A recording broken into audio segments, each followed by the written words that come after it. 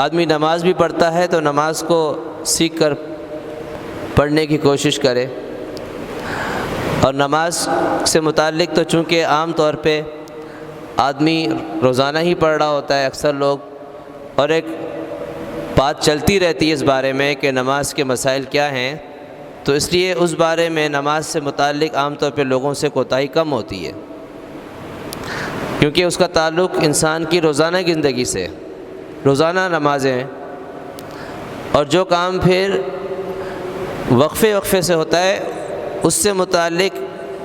انسان کو واقفیت کم ہوتی ہے،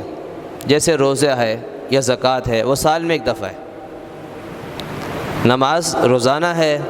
بلکہ دن میں 5 مرتبہ ہے،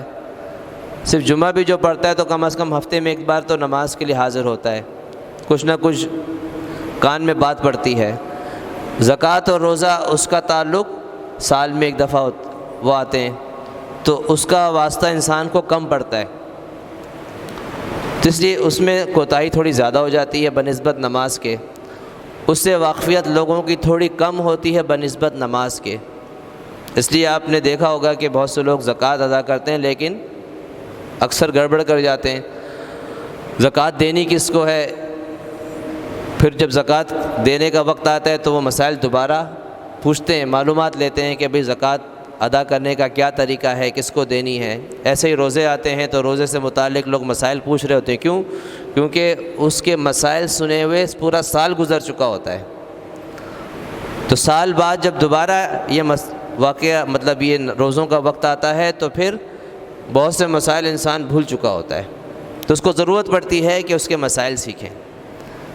اور پھر جو حج ہے اس کا تعلق تو زندگی میں صرف ایک دفعہ ہے، سال میں ایک دفعہ بھی نہیں ہے۔